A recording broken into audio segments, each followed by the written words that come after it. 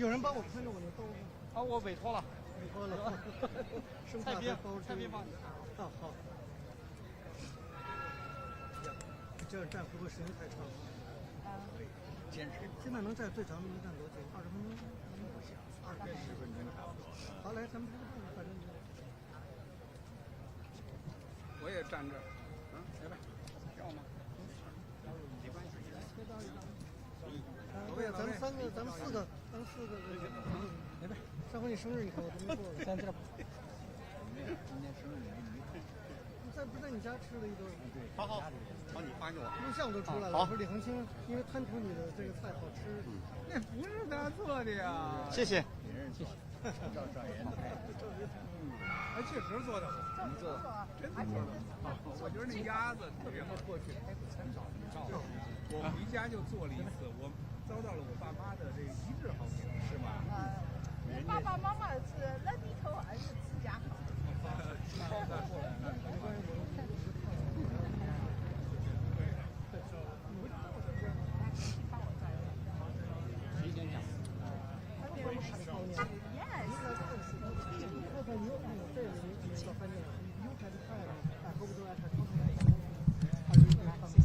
来，看到我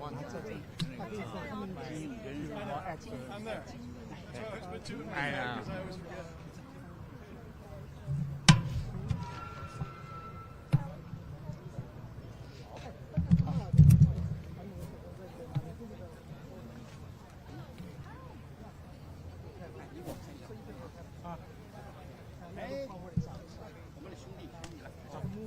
我们两个兄弟，是我哥。当然是这个他的共和党，然后民主党，然后对，单独他们这2分钟，然后不急。他嘛，然后你好。然后 I'm okay, thank you. Appreciate. 是，前头是那个他们主席和副主席2个完了以后，没有，他要做准备了。然后他们过来。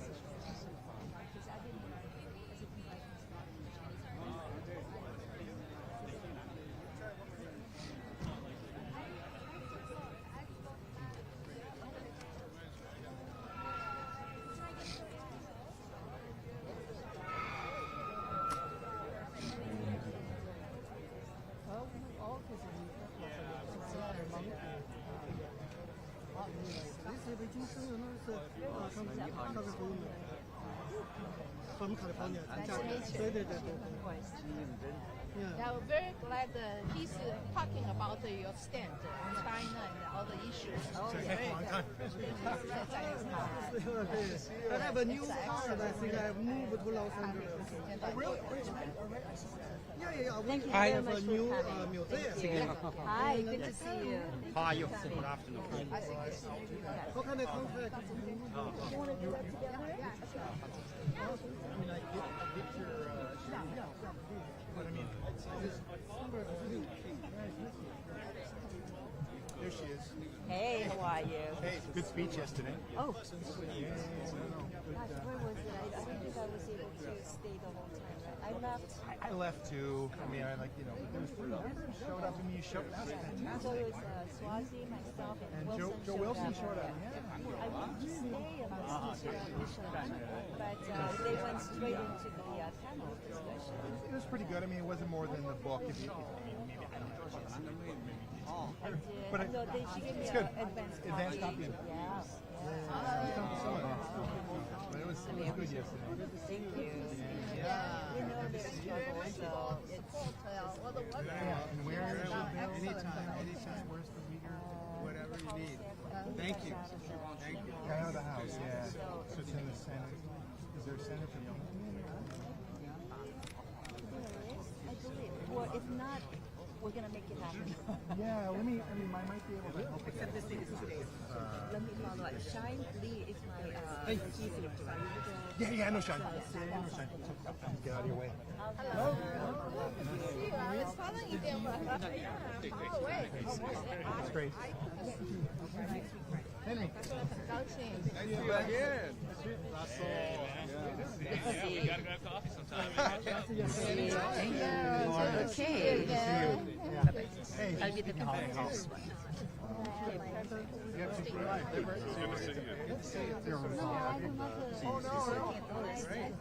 You support it. Right? You're moving up. I think we're going to be staff now signing on to a bill. We have to run a show. Yes. Right here. We're going to start by opening remarks. Not to I think he's here right now. I'm warm. Yeah, I'm hot. We all have dark skin. It's John. John's, I think John's on his I saw the opening. You and John are doing it. Okay, very good. It's a larger print.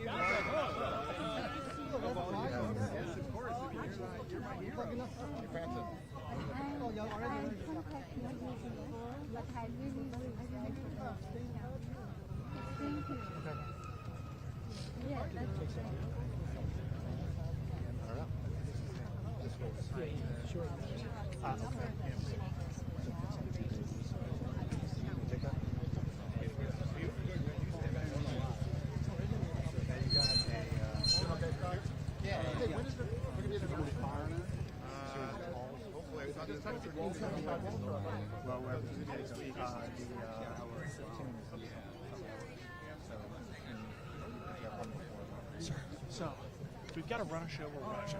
I don't have to stay. Hey, buddy. Hey, you with the glasses? Well, you know, it's because Oh, they automatic. They're automatic. hello. Good.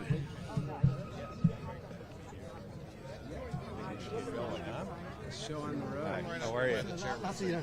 Thank you very much. Yeah. It's our museum just moved to the Oh, wonderful. We can get support from the committee. Thank you. June 4th. All right. Well, thank you all for being here today to mark this solemn occasion. I'm grateful to my colleagues on the Select Committee, Democrats and Republicans alike, for their dedication to exposing the truth about the CCP and standing with the Chinese people. 36 years ago today, thousands of students and workers gathered in Beijing's Tiananmen Square to demand democracy. The Chinese Communist Party responded not with dialogue, but with tanks. They crushed the call for freedom under steel treads and silence. And to this day, the CCP continues to erase the memory of that moment, just as it tries to erase the voices of those who dare to speak out. The Select Committee on the Chinese Communist Party exists for a reason. We're not in a strategic competition with the Chinese people. We are in a competition with the regime that holds them hostage. For 76 years, the CCP's greatest victims have been the Chinese people themselves. Millions dead and millions more living under fear, censorship, and repression. Even the act of remembering Tiananmen can get you thrown into a Chinese prison today. But we remember. We remember the students who held up banners calling for reform, the workers who refused to leave, the man who stood in front of a tank and reminded the world what courage looks like. We also remember that the CCP still fears its own people. It still arrests dissidents, censors truth, and crushes any sign of resistance. From the Uyghur genocide to the crackdown in Hong Kong to the persecution of house churches, the oppression continues. And yet, so does the resistance. Brave men and women inside and outside China are keeping the light of liberty alive. Many are with us today, and to them we say, we see you, we hear you, and we stand with you. That's why we will continue taking action, including here at home. Later today, many members of this committee will call on Washington, D.C. to end its sister city relationship with Beijing, a symbolic but important step in rejecting CCP propaganda and standing with the people of China, not its oppressors. Congress is united on that message. We will continue to expose the CCP's abuses, support those working for freedom, and ensure that the world never forgets what happened in Tiananmen Square.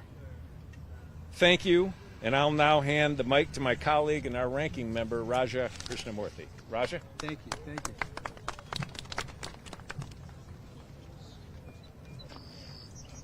Thank you, Mr. Chairman, and thank you to all of my colleagues for joining today. 36 years ago, we saw what the picture of courage in the face of tyranny looks like. It's one man, one person. He doesn't have a title. He doesn't have a megaphone. He doesn't have a social media following. He doesn't have weapons. All he has is his convictions. That's all he's got.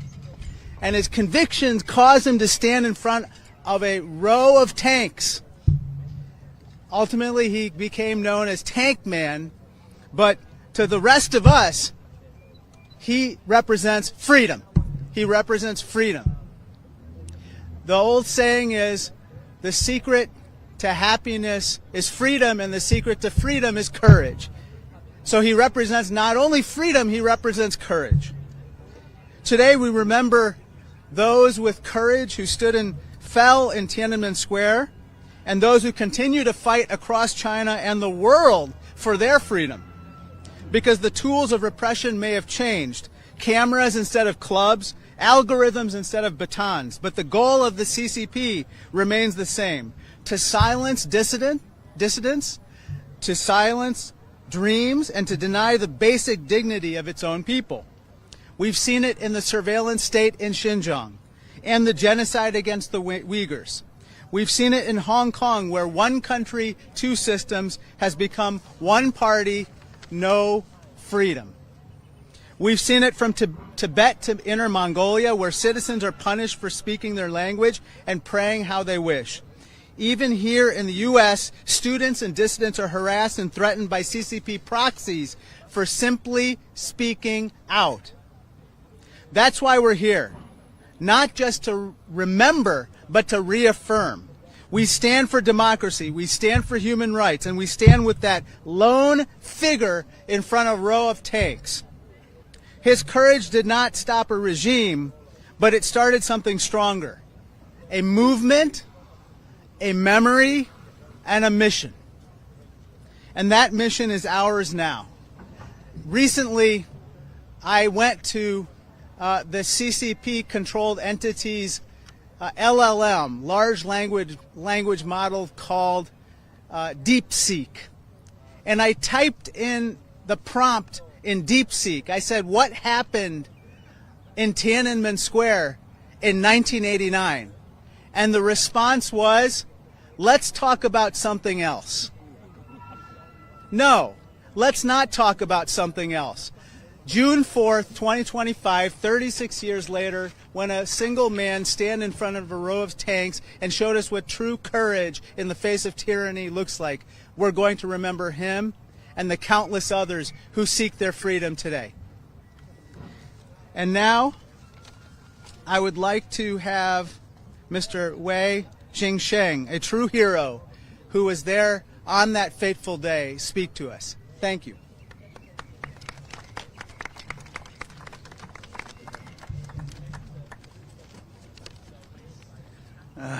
谢谢大家。Thank you. 你往这边站着。现在议论的一个热门话题是全球民主在衰退。A hot topic of discussion now is about the global democracy's decline.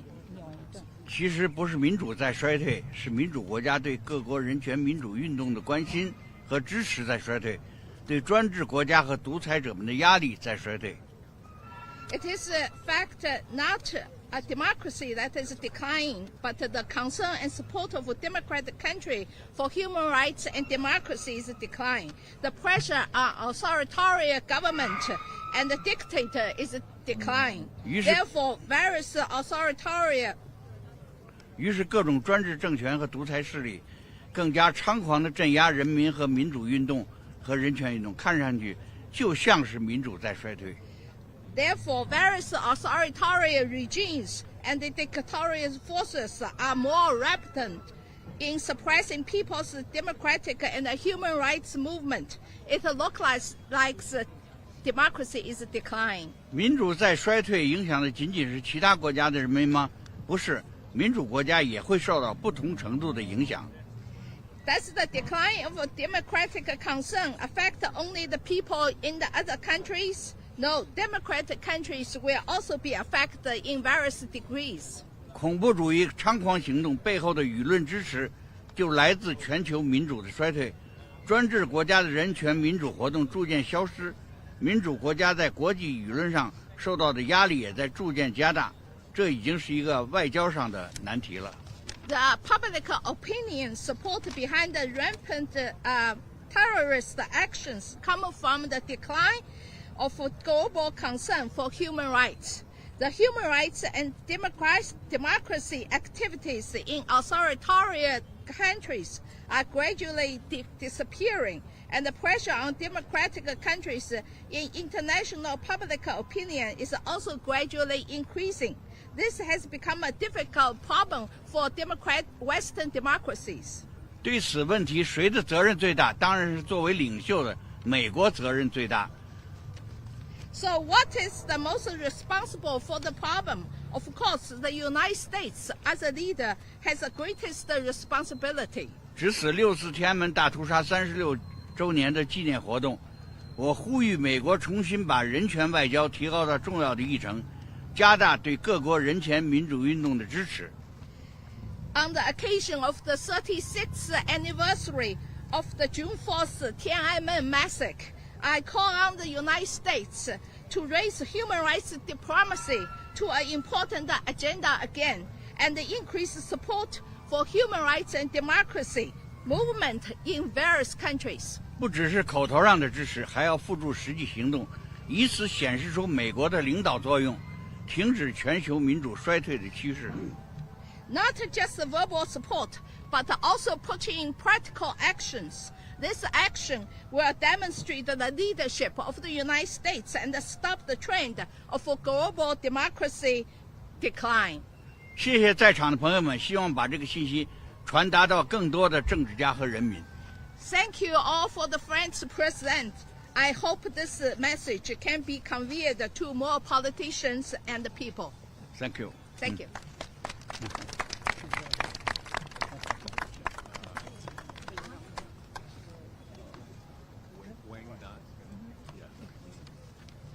Hi, my name is Wang Dan. I am former student leader in 1989. Thank you to the Select Committee and the honorable members of Congress for holding this event to show support for the Chinese democracy movement. 36 years ago, I, along with thousands of Chinese students and citizens, took to the streets and stood in Tiananmen Square, expressing our hopes for democracy. For the past 36 years, I have kept thinking about one question. What made us take that action back then? Now, I finally have my own answer, and the answer is very simple: hope. Yes, we stood up because we had great hope for our country, for our society, and for the future of democracy. It was hope that brought us to the streets. If the Tiananmen democracy movement left behind any legacy, one of them is this: hope. 36 years has passed. China has changed a lot. One of the deepest and most serious change is that many Chinese people have lost hope on their country, in their society, and in the future. Some even feel completely hopeless.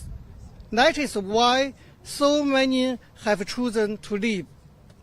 But I believe that today, as we remember the 1989 movement, we want to tell the world, if we give in to despair, we give up everything.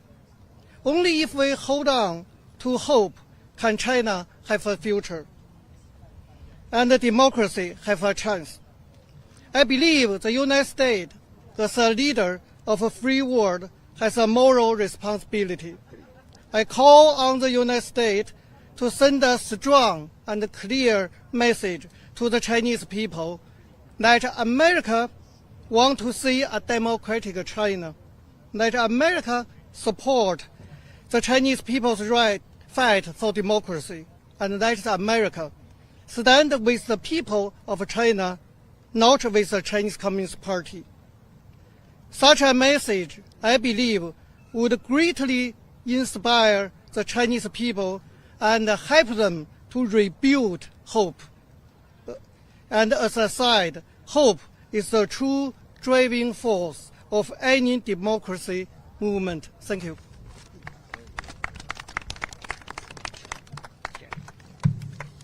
Good afternoon. I want to thank Mr. Wei Jingsheng and Mr. Wang Dan for joining us and sharing your story as you stood on that Tiananmen Square and being, peacefully protesting for freedom, democracy, fighting to crack down on the government corruption, only to be met with the harsh military crackdown. And you saw many of your colleagues being taken and being murdered. That was truly a Tiananmen Square massacre that happened 36 years ago. And so I want to thank the members of the media for covering this event today. Today marks the 36 years since that Tiananmen Square massacre, when brave students were met face to face with China's People's Liberation Army for peacefully protesting for political and economic reform. We saw on that day the lengths which CCP leaders are willing to go to keep their power and control their people. But we shouldn't be surprised. They torture Uyghurs in modern-day concentration camps. They throw Hong Kongers in jail for speaking out. They conduct mass surveillance of their own people, steal our intellectual property, and gaslight our friends and allies. And that just scratches the surface. And the fact that they deny Tiananmen Square to this day is even more telling. We must take their words and actions as they are, push back against their human rights abuses, and support freedom and human rights around the world. I want to send a message that our hearts remain with the victims, and their legacy reaffirms our fight to uplift those still trapped under CCP oppression. And Mr. Wang Dan, as you said, we hear you, and our fight will not stop. We're going to continue to speak out, and today gave us that opportunity to do so, but it's not going to stop today. We're going to do this every day and remember, and we're going to do this on a continual basis. So as a member of the Select Committee on China, CCP, I promise, and my commitment, to continue to stand with you and continue to fight with you. Thank you so much for having me. And I next bring up my colleague, Representative Dunn, to speak. Well, thank you all for being here on the 36th anniversary of Tiananmen Square. What you see behind you is the best of America. It's not Republican or Democrat. It are people who believe in the voice of democracy, both those who are first generation and those who have been here for generations before. But what it is perhaps best at reflecting is the opposite of what Communist China has perpetrated on its own people. It's not just the Uyghurs inside China who have been oppressed by the CCP, those in Tibet or those in Hong Kong. It is people the world over who fall victim to this type of regime that has only its own power as its only priority. Just today, Kash Patel, the head of the director of the FBI, highlighted multiple individuals who came into the United States perpetrated by Communist China to enact biowarfare on the United States. Agroterrorism, as it's called, using students to leverage their research here in the United States against U.S. crops. Now, I'm just a farm kid from Iowa, but we have seen this time and time again. As an intelligence officer, and then as a counterintelligence officer who operated inside China, I saw this firsthand. But I saw it first in the farm fields of Iowa, where Chinese operatives came to the United States to literally steal corn out of the ground to thieve our intellectual property. Today, the Chinese Communist government uses that to steal the intellectual property of thousands of companies across the globe, including 3 major cyber attacks here on the United States. What this committee does is a reflection of what these individuals have been doing for decades, standing up and calling out China at every step. But the good news is there is a bright future, both for America and for the people of China. The bravery that was shown 36 years ago in the face of communist tanks is the same bravery that resides in China today. And it's the same fortitude we continue here in the United States. I know that working together, we have the opportunity not only to bring down communist China, but to bring up democratic-loving people around the world. With that, thank you for the committee, thank you to our chairman, and I'm proud to bring up a Democrat colleague from California, Mr. Rokon. Oh, sorry. Aloha, everyone. Not Ro. Congresswoman Jill Tokuda from Hawaii's 2nd Congressional District. 36 years ago today, tanks rode through Tiananmen Square, but what shook the world wasn't the bloodshed or the gunfire. It was the people, ordinary individuals, unarmed but unstoppable, standing shoulder to shoulder with a simple call that echoes and resonates to this day. There were students, there were laborers, businessmen, soldiers, teachers, young and old, from all walks of life. They called for free press, for government accountability, for the right to assemble peacefully and express themselves freely. And above all, they came together for democracy. 36 years later, thousands more have carried that dream forward, despite the threats, the arrests, the torture, the forced disappearances, and the murder perpetuated by the Chinese Communist Party. They fight on because that dream of democracy, that desire for freedom, is not bound by class or caste. It's neither granted nor taught. It is human, it is innate, and it's worth fighting for. It's the real Chinese dream, spoken of in hushed conversations and kept alive by small unseen acts of resistance. The one that beats in the hearts of countless Chinese people who still yearn for freedom and reject the false promises of national rejuvenation peddled to justify the theft of their human rights. I remember wearing all black in high school on June 4th. I would take pictures of the massacre on my shirt with the words "Never Forget" scrawled across my chest. At that time, it felt like a protest. Looking back now, I see that it was actually just the beginning of an understanding, that the fight for freedom and democracy isn't waged in a single day. It lives on in the choices we make, and the actions we take every single day. Today, as we remember those brave souls, we recognize that the battle for democracy continues. The weapons of tyranny have changed. They come now as disinformation, corruption, and hate. The wounds aren't always visible, but they are still very much real. Yet the courage to resist endures as well. So today we stand in solidarity with those who still march, who still hunger and thirst, who still believe in freedom and democracy in China. They remind us that democracy isn't a place we arrive at. It's a promise we keep. Dr. Sun Yat-sen, the founder of modern China, proudly educated in my home state of Hawaii, signed his last testament on his deathbed. He wrote then, "The revolution has not yet succeeded. Comrades, you must carry on." 100 years later, his words still ring true.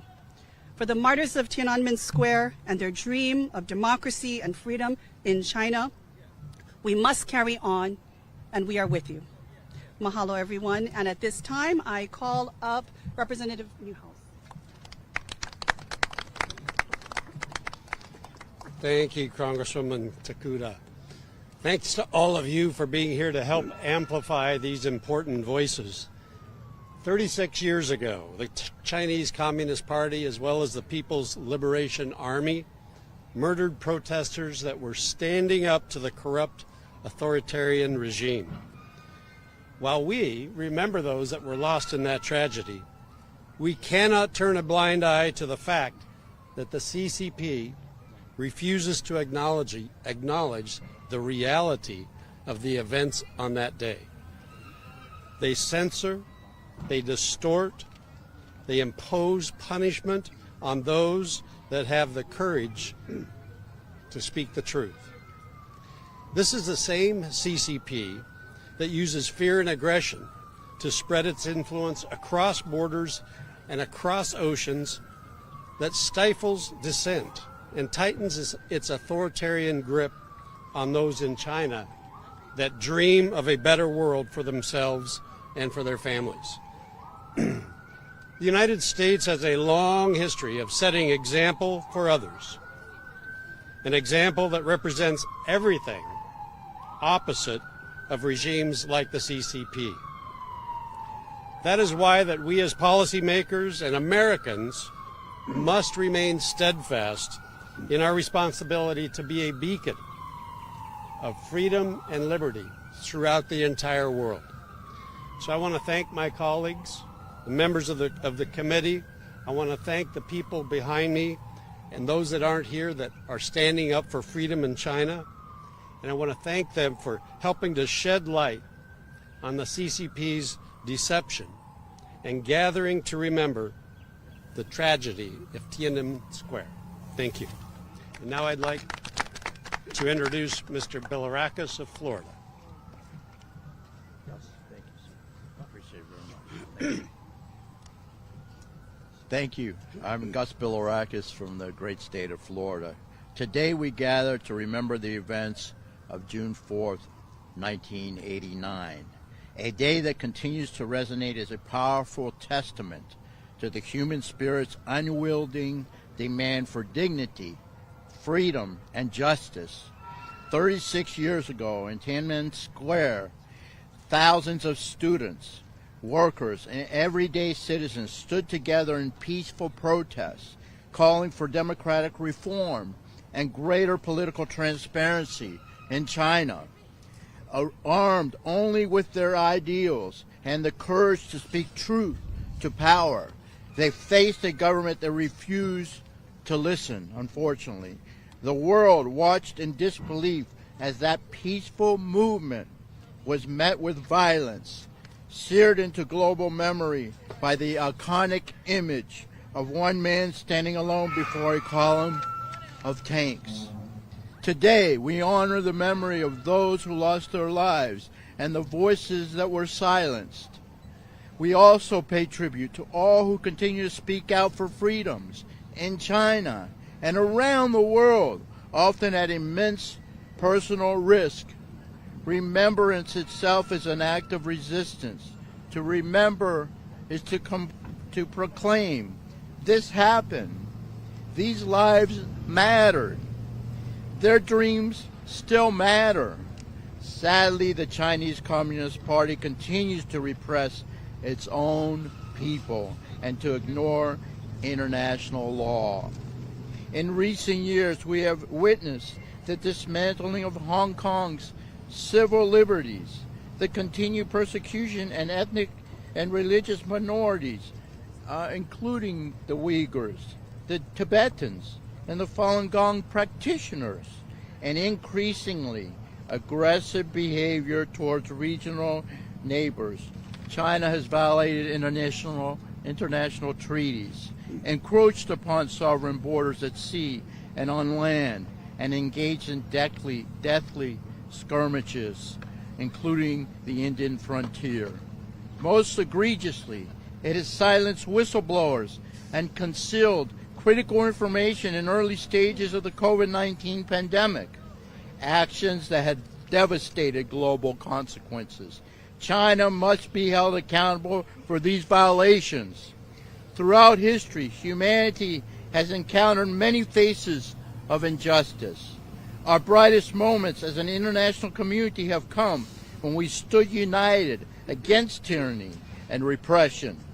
Our darkest hours have come when those who knew better chose silence over action, allowing injustice to spread unchecked.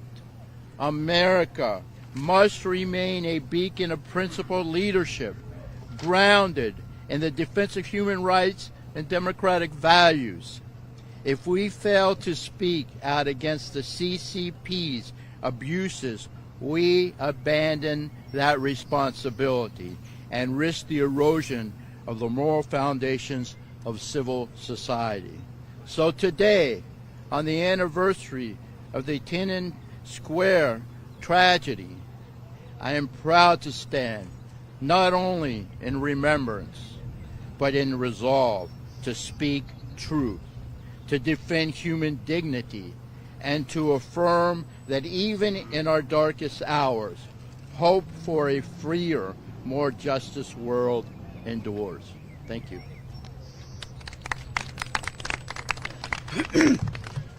Pardon me. My name is Chris Smith. I am co-chairman of the Congressional Executive Commission on China, and I thank you all for being here and for staying and to follow so many very eloquent speakers that have preceded me. You know, in early 1994, I met Wei Jingsheng in Beijing after the CCP briefly released him, only to be rearrested. He was such a high-value political prisoner that they thought they might get Olympics 2000 by releasing this amazing human rights champion. Well, we had dinner together. Right next to us was the Chinese secret police, looking on, listening in, and he said something I'll never forget. He said, when you kowtow, when you are weak and vacillating towards the Chinese Communist Party, they beat us more in prison. When you're tough, when you name names and you know what you're talking about, they beat us less. So this idea of accommodating the likes of Xi Jinping and others and all the others over these years has only led to more beatings, and of course nobody commits crimes like Xi Jinping and his ongoing genocide. Wei Jingsheng and Wang Dong are heroes, and we need to recognize them as that. They are just amazing people. We all remember 36 years ago, as all of us watched with hope, and I think Wang Dong hit it so well. You know, there is still hope. It's taken hits, but there is still hope that democracy will emerge and respect for human rights. Mothers lost sons, fathers lost daughters, and China lost, at least for a time, a very, very idealistic generation, but that has not gone away. It continues to this day. We remember this date each year because it's too important to forget, but also because it's too dangerous to recognize this date in communist China. Either you stand with the tank man or you stand with the tank. There is no middle ground. I remember when Cha Tian, the butcher of Beijing, was invited by the White House in the mid-1990s and was given a 19-gun salute. Went to the Army War College. Here's the guy that was the operational commander for Tiananmen Square massacre. And he says to a group of officers who asked, how many died at Tiananmen Square? He said, no one. Within 2 days, I put together an emergency hearing. We had all these Chinese dissidents, Time magazine correspondents, who proved that was an absolute lie, and they continue that lie to this day. We invited Cha Tian to come and testify. We had an empty chair because he never showed up. Let me just say briefly, several of the colleagues talked about how important it is that we take action. Just a couple of weeks ago, the House passed my bill to stop forced organ harvesting, and it was a 406-1 vote. Totally bipartisan.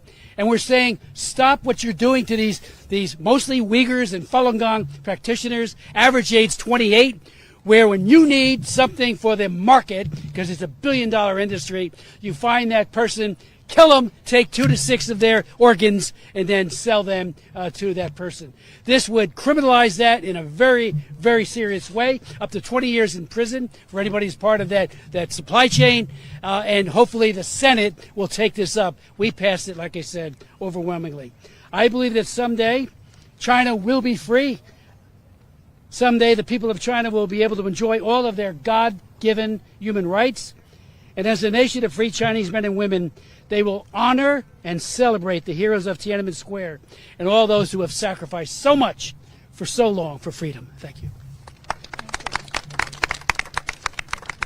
Well, thank you again, all of you, for coming, and for all those who participated today in We remember Tiananmen, and we stand with the Chinese people, and we will never stop speaking the truth about the Chinese Communist Party. Thank you.